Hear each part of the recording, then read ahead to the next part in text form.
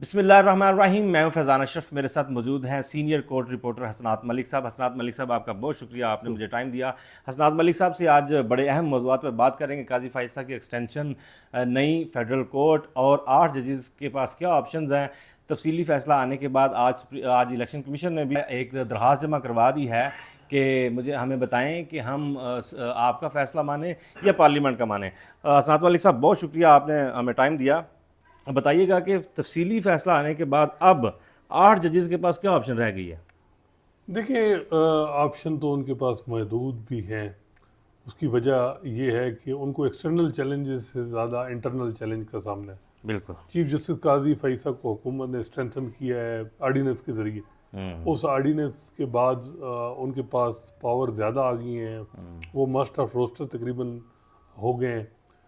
Main वो जैसा कौन सा केस लगाना है, किसके पास क्या करना है, वो उनके हाथ में अब है हर चीज़। जी। तो इस वजह से उन जजेस के पास दुश्वारी होगी। अगर कमेटी डिफरेंट वो पुरानी रहती फिर और चीज़ें थी। वो किसी टाइम पे भी 2 जजेस एक सो मोटो लेके भी चीज़ों को आगे चला सकते थे। अब ये है कि मुझे लग रहा है कि वो जजेस जो 8 हैं बड़ी तहम्मुल से जा रहे हैं, कोई इतनी जल्दी नहीं कर रहे। और उनको ये है कि भाई एडवेंचर से कोई फ़ायदा नहीं, क्योंकि ज़ाहिर बात है बार इस वक्त तकरीबन हुकूमत के कंट्रोल में है, जी। सुपीरियर बार। जी। सिविल सोसाइटी मीडिया में भी उस तरह की आवाज़ नहीं आ रही जुडिशल पैकेज पे। तो फ़िलहाल तो वो वेट कर रहे हैं कि मौजूदा हालात में क्या किया जाए। मेरा ख्याल है कि एक मामला है जो चीफ जस्टिस काजी फैसा को भी उसका अंदाज़ा है। वो अगर ये रिजर्व सीट के केस में लार्जर बेंच फुल कोर्ट बनाते हैं जी। 13 जजेस, तो फिर चीज़ें में भी वो एक अपॉर्चुनिटी बने और वो जजेस जो हैं वहाँ कोई आर्डर पास करें, क्योंकि ठीक एक है। बेंच बने तो तब। और मेरा ख्याल नहीं कि ये जो रिज़र्व सीट के केस में जो नज़रसानी है ये इतनी जल्दी फिक्स हो। ज़्यादा फोकस सेट ए पे है, ताकि वो जो वोट ना काउंट होने वाला मामला है जी। वो रिवर्स हो और वो वोट काउंट हो सके।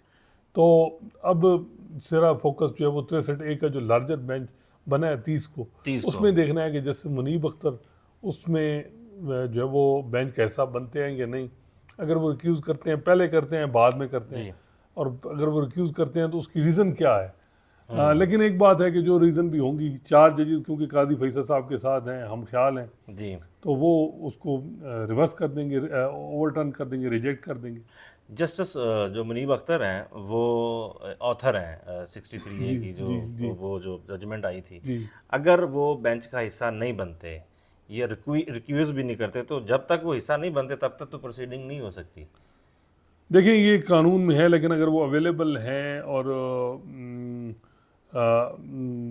वो यानी वो ये बाइंडिंग नहीं है कि वो होना लाजमी है, ठीक है। प्रेफरेबली है मेरा ख्याल है उसमें रूल्स में। तो ठीक है। आथर जज का, तो आथर जज वो खुद रिक्यूज़ करते हैं तो दूसरे जज बैठेंगे। लेकिन जी। एक परसेप्शन ये जी।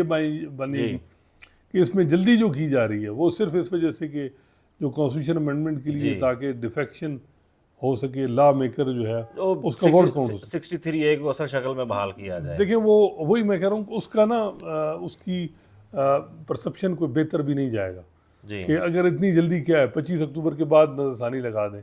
जी। और नजरसानी चीफ जस्टिस काजी फैसल सितंबर से उधर उन्होंने संभाला। जी। ये मामला 5 महीने पहले भी वो फिक्स कर सकते थे केस। क्या वजह है कि 12 जुलाई के बाद ही 63 का नजरसानी का मामला याद आया। और वो भी जल्दी जल्दी में उन्होंने जी। लगाया। उसके बाद अच्छा ये बताइएगा कि काजी फायजा की जो एक्सटेंशन आपको होती हुई नज़र आ रही है, या कोई फेडरल कोर्ट और उसके सरबराही मिलती हुई नज़र आ रही है आप काजी फायजा की? क्योंकि 63 ये देखें जितनी जल्दबाजी वो कर रहे हैं, लगता तो ऐसे ही है कि आईनी तरमीम के लिए सारा कुछ हो रहा है। देखिए, मेरा ख्याल है कि जो कुछ हो रहा है उसकी तो यही लग रहा है। लेकिन हुकूमती लोग ये भी कहते हैं कि जी, चीफ जस्टिस काजी फैसल कहते हैं जी, जो भी आप कर रहे हैं फेडरल को, तो मुझे मद्देनज़र रख के ना करें। ये ठीक बात है। भी करते हैं उनको। लेकिन जो अमली तौर पे हो रहा है वो ज़रा डिफरेंट है। तो वो खुद जो वो जो कर रहे हैं कोर्ट वही में मैं कह रहा हूँ, 63 को लगाना और उसके बाद सिलसिले प्रैक्टिस एंड आर्डीनेंस, प्रोसीजर। इन जजेस हाँ। के हाथ पांव एक किस्म के प्रैक्टिकली बांध दिए गए हैं। जी। तो फिर उसका क्या मतलब है।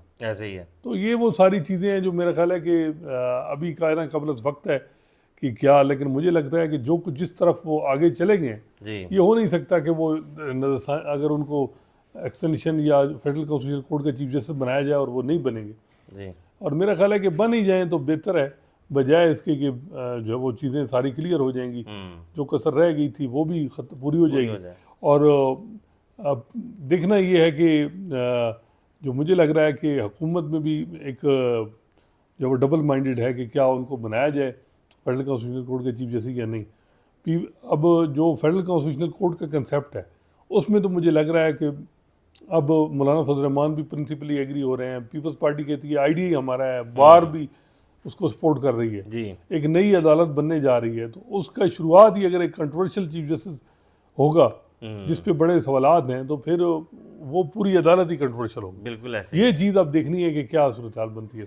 तो जब एक इदारे पे इस तरह इंटरवीन की जाती है तो कस्टोडियन ऑफ द हाउस जजेस होते हैं। जी जी। क्या आपको लगता है कि हाई कोर्ट के या सुप्रीम कोर्ट के जो जजेस हैं इस आइनी तरमीम के खिलाफ किरदार अदा करेंगे? अगर कर भी सकते हैं तो क्या किरदार अदा करेंगे वो? देखें, जजेस के पास ऑप्शन बड़े कम है। हम्म जजेस बज़ाहिर ये लग रहा है कि हुकूमत ने हर चीज़ कंट्रोल की है, और जो चीफ जस्टिस काजी फैसल का उसमें बड़ा रोल है, हम्म तो उनकी मौजूदगी में तो देखना है कि ऑप्शन कम है और दिन ब दिन कम हो रहे हैं। अब लेकिन दूसरी तरफ वो जजेस वो भी चाह रहे हैं कि जितना टाइम गुजरे ज़्यादा पंगे ना लिए जाएं, टाइम निकाला जी। जाए ये महीना। जी तो देखते हैं कि क्या सूरत हाल बनती है। तो ये आइनी तरमीम हो जाती है पार्लियामेंट से, उसके बाद ये मामला आएगा दोबारा फिर सुप्रीम कोर्ट में। इस ये पे काजी फायदा देखें, क्या कर सकते हैं? इसमें मसला ये है कि ये नहीं भी आ सकता। नहीं भी आ जब सकता। आईनी अदालत बन गई और वो सुप्रीम कोर्ट अमली तौर पे उसके पास सारे चीज़ें उससे उससे जुडिक्शन ले ली जाती, तो ये तो बड़ी खतरनाक बात है। ये तो तो फिर ये होगा कि जी आपके पास तो इख्तियार ही नहीं है। आप जो नई बनेगी फेडरल काउंसिल कोर्ट वो देखेगी कि ठीक बने हैं या नहीं बने। और उसमें काजी साहब बैठे होंगे हाँ, मेरा ख्याल है एलिजिडली। जी। हुकूमत तो अगर काजी साहब बैठते हैं या कोई भी बैठता है, जी मेरा ख्याल है कि अगर कोई करना भी है, हुकूमत अगर इतना बड़ा काम बोनाफाइडी कर रही है, तो फिर ये है कि उसमें उसमें नॉन कंट्रोवर्शियल लोगों के बजाय ऐसे लोग लगाए जाए जिससे फिर सवालात कम उठे।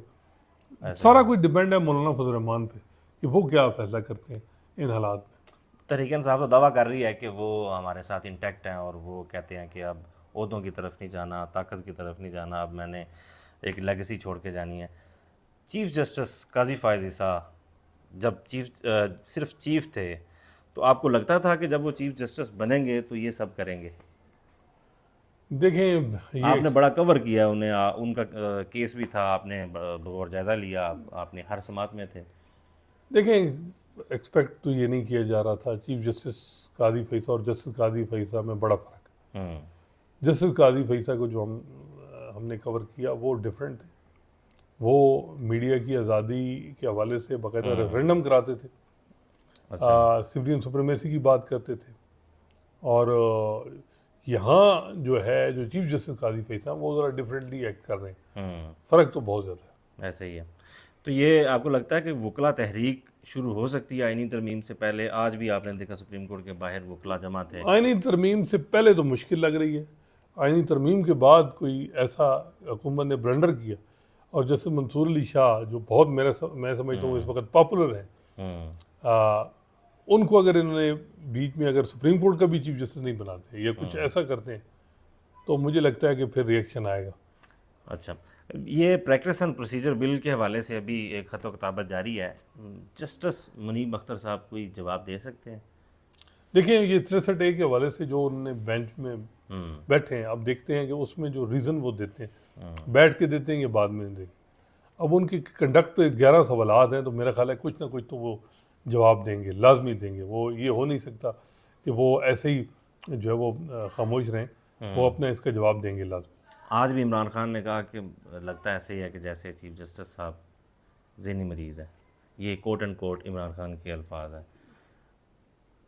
आप देखते हैं नहीं, कि मेरा ख्याल है कि मुनासिब नहीं है ऐसा लफ्ज़ जो है ना वो एक चीफ जस्टिस के लिए।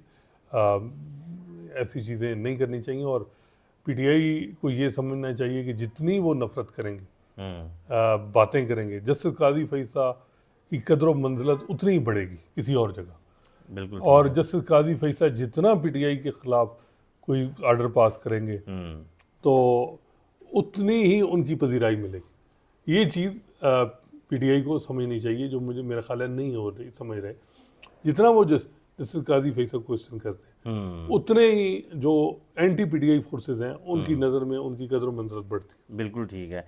ये जो सारा कुछ आईनी तरमीम की जा रही है, बंदे तोड़े जा रहे हैं, एक सियासी गर्मा गर्मी है, ये इस वजह से है कि justice Mansoor Ali Shah chief justice बनेंगे, वो 8 फरवरी की जो आईनी दरख्वास्त है उसको टेकअप करेंगे और उसके बाद सारा इलेक्शन कलदम करार दे देंगे। देखें, ये बड़े अरसे से ये प्लान था कि अदलिया को कंट्रोल किया जाए, और अदलिया को कंट्रोल करने के मुख्तलिफ मनसूबे थे। पहले ये था कि एज बढ़ा दी जाए और चीफ जस्टिस काजी फैसला रहे। जी। अब कुछ हुकूमती लोग कहते हैं कि ये पीपल्स पार्टी का आइडिया था जो दूसरों को पसंद आया कि जी हमें फेडरल कॉन्स्टिट्यूशनल कोड की तरफ जाना चाहिए। नई अदालत जिसके चीफ जस्टिस को भी प्रपोज ड्राफ्ट के मुताबिक वज़ीर आज़म बनाएगा प्रेसिडेंट के साथ मिलकर। तो ये बड़ा ख़तरनाक मामला है। मेरा ख्याल है कि ये नई अदालत जो है इस पे बड़े सवालात, बेसिकली तो सुप्रीम कोर्ट को ख़त्म कर देना उसकी जुरिडिक्शन को और फिर अपने जज भर देना, ये तो किसी तरह भी मुनासिब नहीं है। चीफ जस्टिस उमरता बंदियाल और चीफ जस्टिस काजी फायज ईसा, किसका दौर बदतरीन था? देखिए, मेरे ख्याल में तो 2009 से जितने भी चीफ जस्टिस आए सिवाय नासिर मुल्क के, हर दफ़ा जो चीफ जस्टिस जा रहा होता था तो कहते थे कि उससे पिछले का बेहतर था। काजी फैसल साहब ने बहुत से काम किए, लेकिन जो एक बड़ा मामला, दो मामलात हैं जिसकी वजह से उनको बहुत ज़्यादा तनकीद भी हो रही है। एक 13 जनवरी का फैसला जिससे पीटीआई इस वक्त भी जो कंट्रोवर्सी चल रही है रिजर्व सीटों की, वो 13 जनवरी के फैसले की वजह से इंटर पार्टी इलेक्शन और वो एक किस्म का वो बल्ले का निशान ले लेना, और प्रैक्टिकली उसकी इंटरप्रिटेशन इलेक्शन कमीशन ऐसे की कि वो उस पार्टी को ही ख़त्म कर दिया। ऐसे ही है।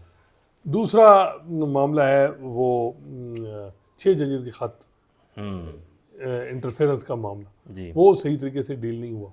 अब जो इस वक्त सूरत हाल है कि आर्डीनेंस के ज़रिए सुप्रीम कोर्ट को कंट्रोल किया जा रहा है, तो मेरा ख्याल है कि अदलिया जितनी इस वक्त वीक है पहले इतनी नहीं थी।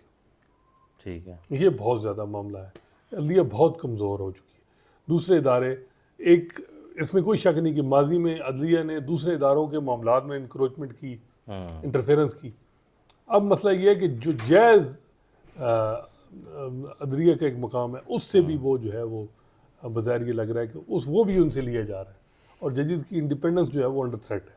बहुत शुक्रिया आपका, आपने हमने टाइम दिया। नाज़रीन, अपना फीडबैक दीजिएगा कमेंट्स की सूरत में, लाइक कीजिए, सब्सक्राइब कीजिए। अल्लाह हाफिज़।